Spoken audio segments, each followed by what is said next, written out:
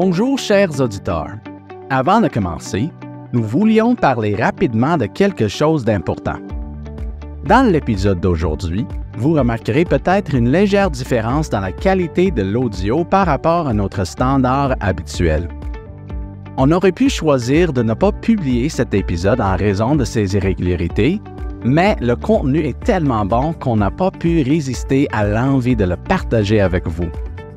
La richesse de la discussion compense largement les éventuels problèmes techniques que vous rencontrerez.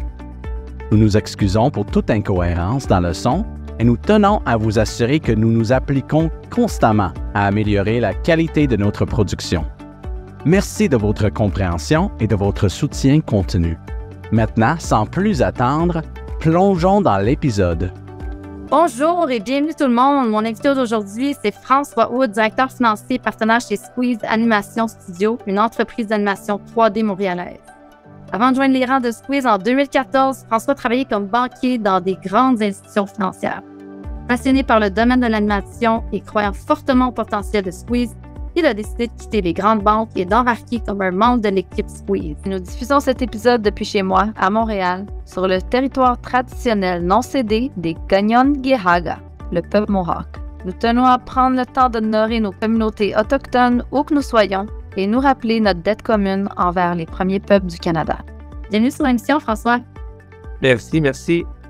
Montréal est devenu la capitale de l'animation 3D, du VFX et des jeux vidéo au Canada.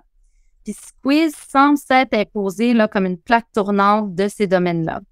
Ils ont su capitaliser sur les besoins d'animation sur le marché mondial. Puis François est ici aujourd'hui pour nous expliquer un peu leur parcours et son parcours par le fait même. Fait que comment, François, as-tu découvert Squeeze? Puis pourquoi tu as décidé de te joindre à l'équipe? OK, en essayant d'en faire une histoire courte parce qu'on pourrait en parler longtemps. En fait, j'ai découvert Squeeze à l'époque où j'étais banquier dans une institution financière où on faisait du financement aux entreprises. Donc, il y avait deux vétérans du domaine du jeu vidéo qui ont démarré Squeeze, qui étaient Patrick Beaulieu et Denis Derry. Donc, ils ont fondé cette entreprise-là. Eux venaient du jeu vidéo, avaient une grande expertise là-dedans, puis ils voyaient qu'il y avait un besoin de combler de l'animation en service pour les grands donneurs d'ordre. Donc, moi, j'avais reçu ce plan d'affaires-là, puis j'avais trouvé l'idée brillante. J'avais trouvé les gars aussi brillants. Ils divisaient le plan d'affaires en 3 segments, soit le service, la création originale pour faire des propriétés intellectuelles québécoises et les faire rayonner autour du monde, puis faire une école privée pour s'assurer de formation à l'interne pour que les gens se développent puissent aller vraiment cibler le niveau de qualité qu'on voulait faire. Donc, c'était sur ce plan d'affaires-là qu'on a décidé de financer l'entreprise et de l'accompagner là-dedans. Donc, dans les premières années, Squeeze était un de mes clients que j'accompagnais. Il faut savoir que moi, par mon passé, j'ai étudié en design graphique parce que j'aimais beaucoup les arts numériques avec les ordinateurs. Mais mon talent limité m'a demandé de me réorganiser dans d'autres domaines. Fait que j'ai fini banquier et comptable par la banque, mais ça venait toucher un intérêt particulier. Donc, en 2014, ils ont signé une première propriété intellectuelle à produire. Il y avait besoin d'aide à l'interne, donc je suis vraiment rentré comme associé avec eux pour faire grandir la boîte. Donc, en 2014, on était une douzaine d'employés. Puis là, maintenant, rendu en 2023, on est plus de 220 personnes à Québec et Montréal, mais avec plusieurs employés ou sous-traitants qu'on va utiliser à travers le monde selon les besoins de la production. Ça a grandi assez rapidement, mais rapidement, c'est un petit peu l'histoire de Squeeze et mon parcours. Impressionnant. Donc là, si je comprends bien, vous faites des projets d'animation 3D pour des jeux vidéo, pour des films. Il y a aussi un aspect là, peut-être de capture du mouvement. Puis juste, qu'est-ce que ça veut dire? Quoi, c'est exactement? Oui, tout à fait. Squeeze, c'est vraiment développé dans 3 domaines au niveau du service. Comme je parlais des 3 piliers, il y avait la création originale, puis il y avait le service. Donc, en termes de service, on a vraiment voulu positionner l'entreprise comme partenaire important au niveau qualitatif, donc vraiment dans les grands donneurs d'ordre où les budgets sont conséquents et ils recherchent une qualité plutôt qu'un volume. Fait qu'on s'est associé rapidement à des Ubisoft, à des Illumination Entertainment, Universal, Marvel, etc. pour être dans la cour des grands. Donc, on fait de l'animation 3D pour le jeu vidéo, que ce soit des cinématiques de jeux vidéo, que ce soit de l'animation directement dans le jeu vidéo. On va faire beaucoup d'animation pour qui est reconnu en termes de séries télé, de films, comme vous voyez les films de Pixar, Disney à la télé, on va faire des différents partenariats avec des entreprises de ce genre-là. On va faire de l'animation aussi beaucoup pour les parcs d'attractions. Quand ils vont avoir besoin d'intégration, de contenu 3D, on va faire cette partie-là. Puis à travers notre offre à nos clients, on a intégré la capture de mouvement Donc, quand on porte des habits avec des pointeurs qui permettent de filmer en temps réel un individu, mais y coller un personnage virtuel par-dessus. Donc, c'est une autre façon d'animer dans notre domaine. On a un studio de capture de mouvement qui nous permet d'offrir ce service-là. Là. Fait que c'est souvent quand on va aller chercher un effet plus réaliste par rapport à des personnages, des animaux ou autres, on va utiliser cette technologie-là. Quand on veut faire de quoi de plus cartoon, si vous me permettez l'anglicisme, ben là, on va y aller plus avec une animation manuelle pour exagérer les mouvements et donner une personnalité au personnage. Donc, dans le fond, sur le site web de Squeeze, on lit que vous avez une équipe d'artistes, d'experts techniques hyper talentueux qui est suffisamment petite pour rester efficace, mais de l'autre côté, assez grande pour fournir une qualité élevée sur les projets les plus difficiles. Fait que dans le fond, vous pensez avoir le meilleur des deux mondes, pas trop gros, pas trop petit. Vous restez, à mon sens, sûrement agile, mais dans un contexte qu'on connaît, là, d'un marché de pénurie de main-d'œuvre, un contexte de marché du travail difficile, comment vous restez compétitif pour retenir vos talents?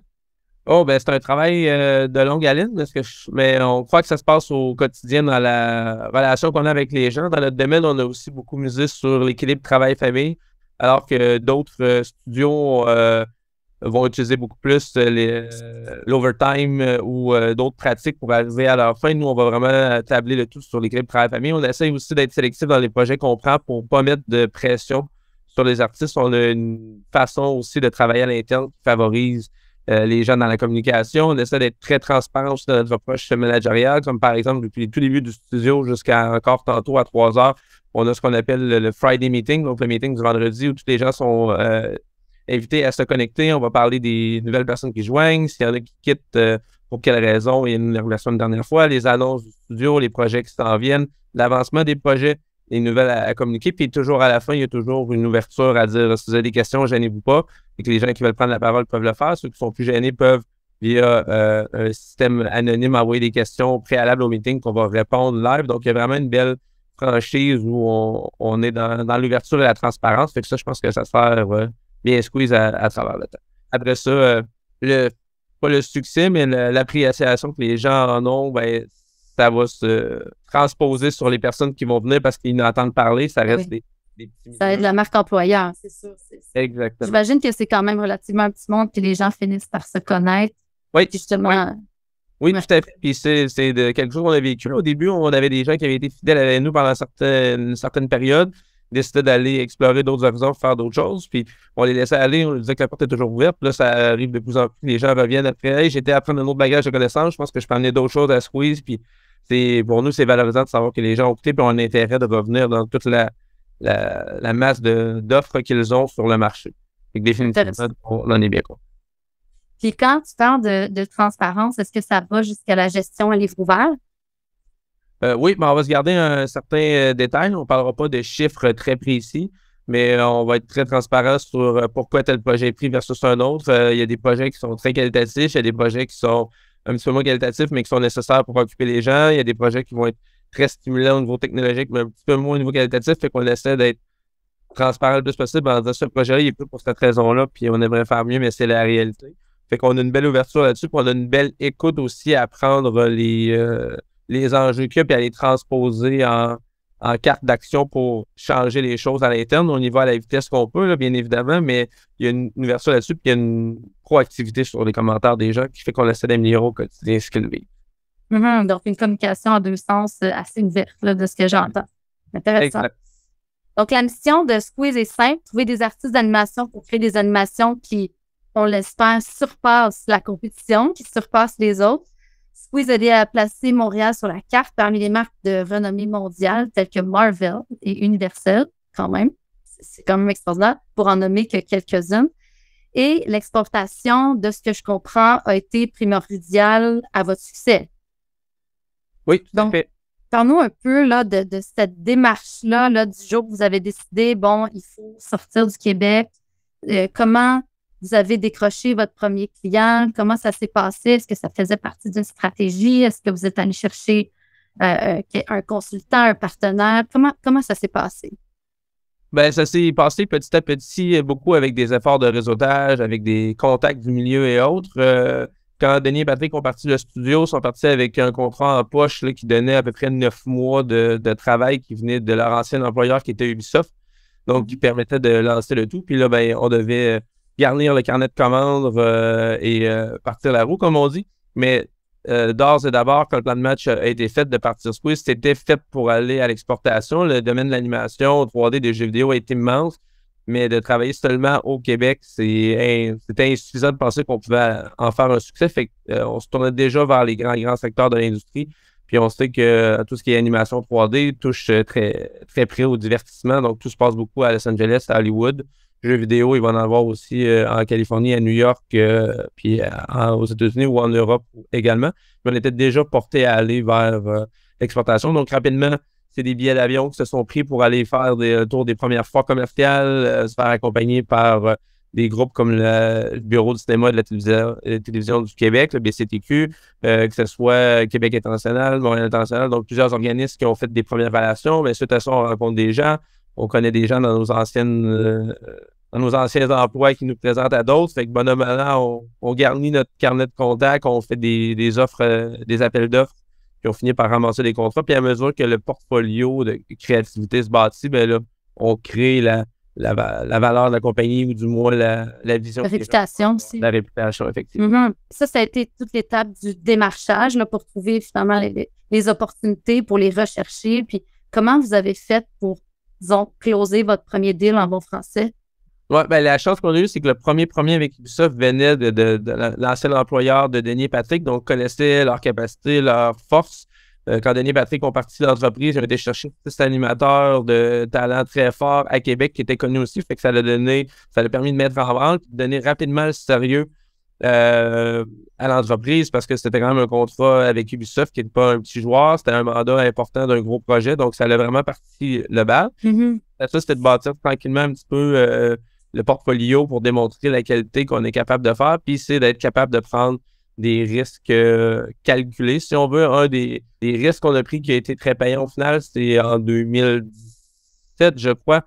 Aux alentours de 2017, on a eu Illumination Entertainment, qui est un gros studio. Peut-être si on regarde dans le domaine de l'animation 3D, le plus gros reconnu étant Pixar. On a Disney qui est maintenant associé, qui détient Pixar. On a le DreamWorks qui est gros, mais on a Illumination Entertainment qui est derrière les Despicable Me, les Mignons, Things, Life of Pets, dont plusieurs films d'envergure. Eux cherchaient un partenaire pour tout leur contenu marketing, leur contenu supplémentaire qu'ils ne sont pas en mesure de faire en dehors des gros films de production. Puis on a dû faire un test gratuit à nos frais, démontrant la qualité artistique qu'on pouvait faire, puis qu'on comprenait aussi l'essence de la marque. Puis suite à ce test-là qu'on a fait, qui valait plusieurs centaines de milliers de dollars au final, ben, ils ont vraiment vu la valeur ajoutée qu'on avait. On est devenu partenaire exclusif. Puis aujourd'hui, ben, c'est grâce à eux qu'on a rentré dans plusieurs autres domaines. Donc, encore une fois, c'est un petit peu un risque calculé, mais qui en a valu la chandelle à la fin. Bien, avec eux, dans le fond, vous avez un peu réussi à faire vos preuves. Là. J'imagine que c'est un risque calculé. En même temps, c'est ça, il faut être capable de livrer quelque chose pour montrer notre crédibilité. Exact. Quand on est, c'est ça. Puis, je suis curieuse parce que on s'entend que j'imagine que vous n'êtes pas les seuls. J'imagine qu'il y a énormément de boîtes d'animation, que ce soit au Québec, dans le reste du Canada, aux États-Unis et peut-être même partout dans le monde. La concurrence est féroce. Comment est-ce que Squeeze se distingue? Là? Tu sais, j'entends, bon, un portfolio quand même très, très exhaustif là, de votre offre. Tu sais, vous avez plusieurs spécialités. J'entends des talents, mais tu sais, comment on reste compétitif? Qu'est-ce qui vous distingue réellement? C'est une bonne question. Je pense que c'est deux choses. C'était l'approche un petit peu technologique qui faisait qu'on se diversifie là, par rapport, exemple, à un marché qu'on a développé beaucoup, qui est les parcs d'attractions. Ben, c'est notre approche un peu plus en lien avec les technologies qui découlent en fait du fait que les deux fondateurs viennent d'Ubisoft, dans laquelle c'est de l'animation qui est faite, mais dans un moteur de jeu vidéo en temps réel. Donc, c'est vraiment la technologie qui est au cœur de la réalisation d'un jeu vidéo. Mais on avait cette approche-là où on était plus ouvert à changer les technologies, à améliorer les technologies, alors que les studios d'animation traditionnels sont plus dans quelque chose de linéaire, de contrôlé. Fait que ça nous donnait une belle avantage concurrentiel.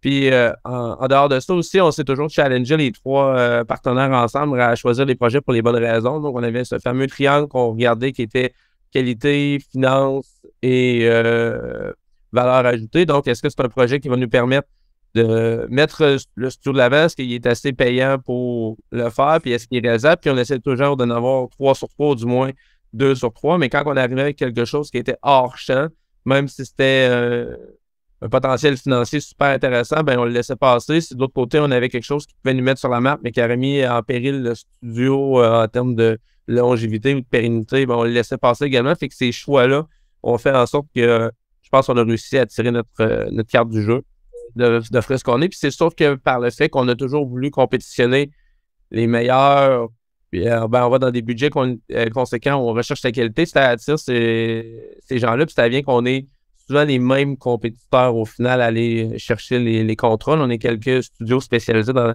le même créneau. Alors que si on commence à vouloir faire de l'animation 3D un peu partout dans le monde, ben là, on peut rapidement se mettre en compétition contre les nouveaux pays émergents, que ce soit l'Inde, le Brésil, la Chine qui est présente depuis longtemps, où là, c'est beaucoup plus une compétition par le coût qu'une compétition par la capacité à livrer une certaine qualité. Mm-hmm. Donc, j'entends l'agilité d'un côté, puis de l'autre côté, choisir un peu ses contrats, être plutôt sélectif en étant spécialisé, puis tranquillement, le montant sa renommée dans un certain domaine. Hein. C'est vraiment intéressant. Donc là, Squeeze, vous exportez, j'entends, aux États-Unis. C'est quoi pour vous la trajectoire de croissance? Là, qu'est-ce qui s'en vient là, dans les prochaines années? On reste aux États-Unis parce que ce sont là les grands joueurs ou il y a un marché international? Il y a un marché international, définitivement. L'exportation va toujours se passer majoritairement aux États-Unis parce que tout ce qui est divertissement et gros box-office va passer majoritairement par Hollywood. Cependant, il y a beaucoup d'économies en développement puis de forts pays en Europe où il va y avoir de la commercialisation forte. Puis, ce qui est intéressant et où notre marché à nous s'est beaucoup changé, c'est qu'on avait un marché traditionnel avant les années 2018 ou avant l'arrivée de Netflix, par exemple, où c'était les télés traditionnelles qui étaient à la télé, puis les sorties en salle pour les films d'animation, par exemple. Donc là, ça fallait passer par les sorties en cinéma, avoir des ententes idéalement avec les États-Unis qui rouvraient le reste du monde. Là, maintenant, avec tout ce qui est divertissement numérique, qu'on parle des Disney+, qu'on parle de Netflix, Apple TV, Paramount+, sont toutes rendues maintenant les grandes chaînes avec leur propre contenu, mais les stratégies commencent à se diversifier en termes de mondialisation et de commercialisation. Donc, ça fait en sorte qu'on peut avoir une stratégie où on veut un certain produit juste en Europe, mais on garde les droits pour autre chose pour le faire d'une autre façon. Fait que ça vient permettre de diviser un peu ou d'approcher différemment l'exportation. Donc, c'est une industrie qui a énormément évolué, puis de ce que je comprends, elle évolue aujourd'hui à la vitesse grand V. C'est fou. C'est complètement fou. Puis là, les nouvelles technologies rentrent de plus en plus aussi. Il y a toujours les médias sociaux qui commencent à avoir des succès. Il y a le Metaverse qui arrive par la bande aussi, qui change la donne. Il y a de plus en plus de gros partenaires comme Disney ou autres qui vont faire des ententes avec le jeu, par exemple, Fortnite, où c'est un bel exemple de Metaverse où il va y avoir un lancement en primeur mondiale, en fait, puis réservé à la plateforme Fortnite. La prochaine thématique du film Star Wars va être lancée là-dessus, mais exclusivement aux gens de Fortnite. Il y a des concerts qui sont donnés par des avatars de vrais musiciens sur ces plateformes-là de manière payante. Fait que c'est un tout autre univers d'animation 3D qui se trouve.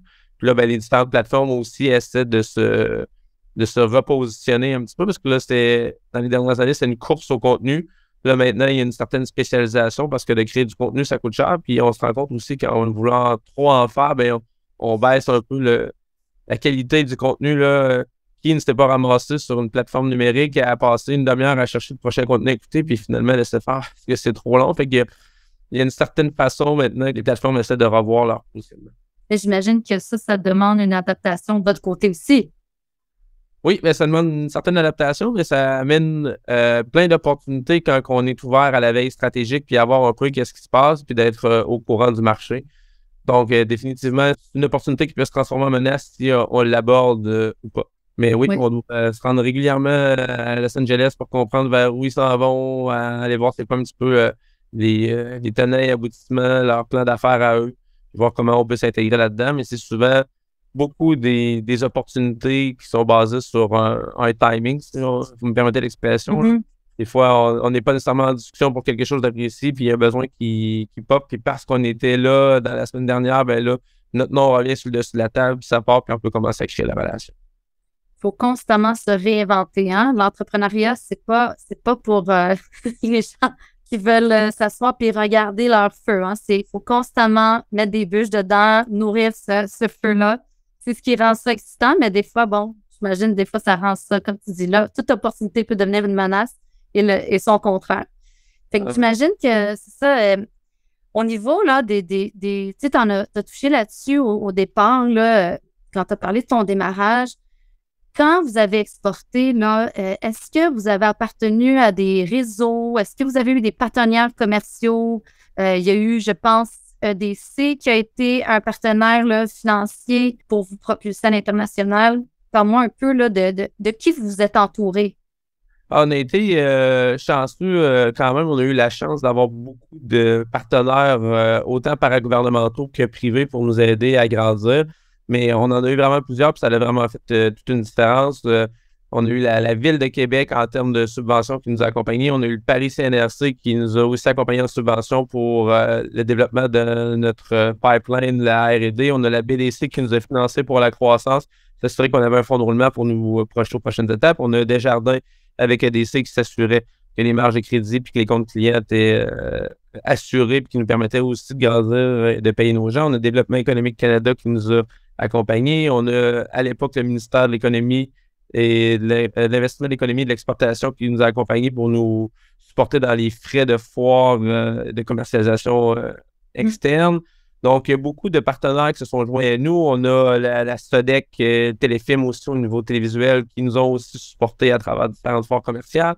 Donc, vraiment, on a été chanceux d'avoir tous ces accompagnements-là. Puis ça a fait qu'aujourd'hui, le succès qu'on a bâti a été fait parce qu'il y a beaucoup de gens qui nous ont fait confiance. On dit que ça prend un village pour élever un enfant, ça prend un village pour élever une entreprise, j'imagine. Fait que c'est un peu la même chose. Hein? On n'est jamais seul en entrepreneuriat. Il faut vraiment apprendre à prendre des perches puis s'entourer, je pense. Oui, bien, tout à fait. Puis dans les premiers réflexes qu'on a eu tantôt, on parlait un petit peu du succès. Puis je pense que qu'est-ce qui nous a aidé dans tout ce qu'on a réussi à accomplir, ça reste tout de même aussi l'humilité. Là. Même si on avait des beaux contrats de signer n'importe quoi, on était toujours ouvert à écouter autour d'une table quelqu'un qui avait vécu des enjeux, des problématiques dans notre domaine. On se disait, si les gens passés par là, ils ont vécu quelque chose qu'on devrait apprendre d'eux. Puis le fait qu'on était trois aussi, mais qui venaient de trois expertises différentes. Denis était et est le visionnaire, le dirigeant, la personne qui met tout en branle. Patrick est le créatif, le côté artistique, s'assurer que tout ce qu'on sort est qualitatif. Moi, j'amène le volet financier, s'assurer que les comptes de banque suivent les besoins. Fait qu'il y avait toujours une belle discussion qui faisait en sorte qu'on n'était pas nécessairement... quand on se questionnait pour prendre des choix, ben on avait fait les tours de table, puis tout le monde, même si on n'était pas 100% d'accord, finissait par se rallier, ce qui donnait une certaine impulsion. Mais oui, définitivement, plus on s'entoure, plus on a des mentors et autres qui peuvent nous aider à nous faire grandir, plus on en bénéficie. Moins on risque de faire des erreurs qui nous coûtent cher. C'est clair. Quel serait, disons, un ou quelques conseils pour une entreprise qui voudrait exporter, qui a ce grand rêve-là, mais qui ne sait pas par où commencer? Ben, le premier conseil passerait par s'entourer. Là. On ne réinvente pas la roue. Il y a plein de gens qui exportent de plein d'industries différentes. Il s'agit de regarder dans notre réseau d'affaires, que ce soit des partenaires financiers comme Développement économique Canada, comme la banque court terme. Tu sais, dans l'entreprise où, avant de joindre Squeeze, j'étais directeur, j'étais dans le domaine bancaire, mais mon rôle, c'était de financer des entreprises. Donc, plutôt que d'être dans une seule, j'en finançais plein avec plein de modèles d'affaires, plein de façons de faire différentes. Fait qu'il faut pas être gêné d'utiliser ces professionnels-là pour nous référer, que ce soit des avocats, que ce soit des comptables. Tous ces gens-là ont un portefeuille de clients pour lesquels ils peuvent référer, puis autour d'un dîner ou d'une discussion, avoir une approche à l'exportation. Puis, bien, suite à ça aussi, de ne pas gêner pour faire une veille stratégique. On est chanceux au Québec et au Canada, on a différents partenaires qui existent pour aider. Qu'on parle de Développement économique Canada, qu'on parle de Montréal International, qu'on parle de Québec International, dépendant les régions dans lesquelles on évolue, qu'on parle d'Investissement Québec, qui a toujours son offre pour aider à la commercialisation puis qui puisse supporter les frais d'experts externes qui viendraient aider. Donc, il faut vraiment se tourner vers ces individus-là qui peuvent nous mettre en relation puis accélérer ce choix-là. Puis après, toujours prendre un petit budget pour aller visiter les endroits où on va exporter. Les foires commerciales, les missions commerciales sont toujours une bonne façon d'aller tâter le terrain puis de voir de nos propres yeux qu'est-ce qui se passe là-bas. ça facilite et ça sécurise aussi un petit peu le tout. Là.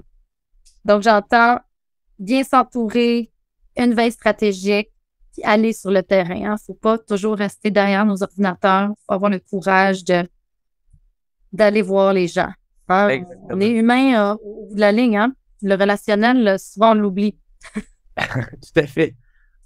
D'ailleurs, ça m'amène à un sujet qui est cher à mon cœur, l'environnement, le côté environnemental et le côté social. Squeeze, c'est pas seulement un leader en animation 3D, en mocap, comme tu nous as expliqué tantôt, mais vous avez un grand sens de la responsabilité sociale environnementale. Puis sur votre site web, vous dites même « Les personnes extraordinaires font les entreprises extraordinaires », une phrase célèbre de Peter Drucker, hein, que je suis moi-même.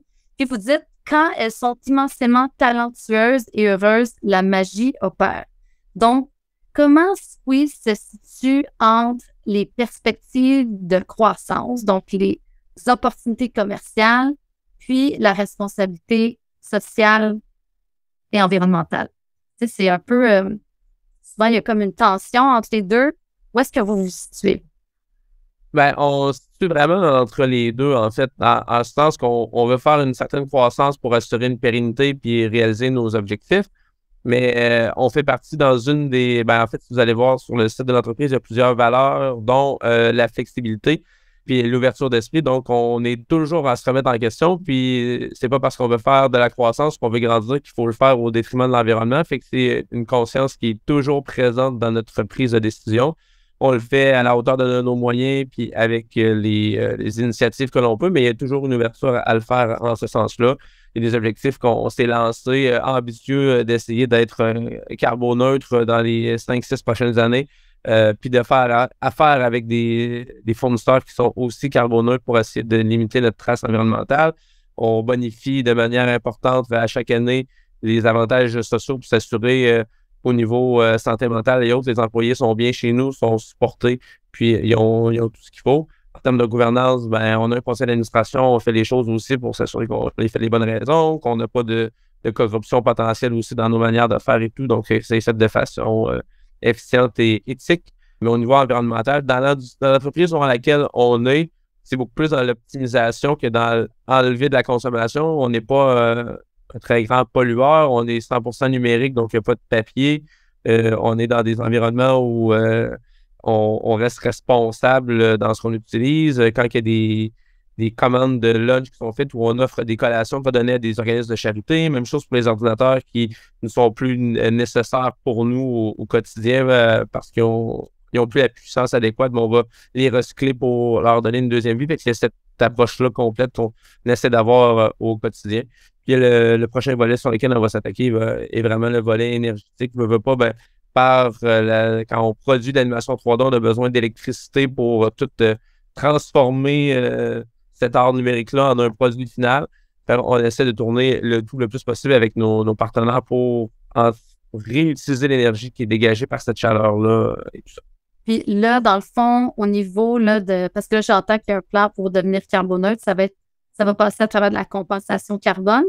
Oui, ben en fait, on essaie de s'assurer que notre empreinte va être à zéro. Donc, autant par les fournisseurs que parce que nous, on dégage, on va s'assurer de prendre des mesures qui vont venir pallier à ça. C'est un très grand chantier qu'on allait attaquer dans les 5 premières années. Puis, on l'associe aussi quand même à notre réseau de fournisseurs. Fait qu'il va y avoir des dépendances, je veux pas. On a besoin de produire, donc on a besoin d'acheter des cartes graphiques, on a besoin d'acheter des ordinateurs. Fait qu'on va travailler main dans la main avec les fournisseurs pour essayer d'atteindre notre but. C'est un but qui est ambitieux, mais si on ne fixe rien, on ne change rien. Hein. C'était Einstein qui disait que tout le temps faire la même chose de la même façon puis espérer des résultats différents, c'était la définition de la folie. 100% d'accord. Puis souvent, quand on se mesure, on sait comment s'améliorer. En environnement, c'est un peu flou, là. Tu sais, qu'est-ce qui fait vraiment la différence? Ben, souvent, ça commence par déjà savoir comment au jour J, quel est notre impact environnemental au jour J, la mesure pour l'amélioration. Mais c'est un grand chantier, facile à dire en une phrase. Puis je sais qu'il y a c'est ça, c'est un grand chantier. Pour cette question-là particulière, j'aurais bien aimé que mon collègue Denis soit sur la ligne parce que Denis, comme moi, mais encore plus l'environnement à cœur. Il faut savoir qu'avant, dans le domaine du jeu vidéo, il a fait un doctorat en développement durable économique. Donc, son objectif, c'était de démontrer aux entreprises que le développement durable avait une valeur financière et qui était intéressant à mettre en place. Fait que, veut pas, ben, par son expérience et son expertise passée, ça touche notre approche de notre développement aussi par le fait même. Intéressant. Vous avez un allié à l'intérieur de l'entreprise pour vous aider là, dans cette trajectoire-là. Là. Puis je pense qu'en 2023, c'est la trajectoire à prendre. Hein. Il faut se responsabiliser. C'est la trajectoire à prendre, mais bon, tranquillement, mais sûrement. Définitivement. Puis, est-ce que tu aurais un dernier conseil? Donc, pour une entreprise comme la sienne, un dernier conseil pour se responsabiliser un peu plus au niveau, tu sais, tu as parlé beaucoup de tes employés pour peut-être le recrutement qui est un enjeu ou un conseil au niveau environnemental. Peut-être un dernier conseil au niveau de la responsabilité sociale environnementale dans ton industrie? Oui, en fait, ça part toujours par les initiatives puis par prêcher par l'exemple. Fait que quand les gestionnaires, les gens du comité de direction ou les personnes influentes d'une entreprise mettent la main à la pâte, bien, souvent, ça fait des petits. Donc, mon conseil ou ma recommandation serait de partir de là, en fait, trouver des gens qui influencent l'entreprise, qui ont à cœur cela, puis de mettre au départ des petites initiatives. Plus qu'on en met des grosses, plus qu'on se décourage, moins qu'on a de temps pour les faire, puis plus que c'est de cet côté. Quand on commence juste par des petites initiatives, que ce soit du bénévolat en gang, un jeu du soir, que ce soit peu importe quelque chose, ben il y a un certain effet d'appréciation qu'on gagne à faire ces choses-là. Puis après, ben, on apprécie, puis on augmente la cadence. Ben, puis c'est un peu l'effet boule de neige, hein, la petite boule de neige qui roule en fait une grosse, ça influence les gens autour de nous. On va en parler à un souper avec des amis un soir, eux vont peut-être le faire dans leur entreprise, on a des contacts d'affaires qui pourraient se joindre. Donc, c'est vraiment de partir petit, mais avec des gens qui vont embarquer pour créer une synergie, puis vraiment avoir une satisfaction en réalisation. C'est définitivement une énergie qui est positive et contagieuse. Tout à fait. Mais merci vraiment, François, pour tous ces précieux conseils. Merci d'être à l'écoute aujourd'hui sur le podcast Export Impact. Si vous avez aimé l'épisode d'aujourd'hui, abonnez-vous, notez-nous et laissez-nous un commentaire sur votre plateforme préférée. Je vous dis à la prochaine.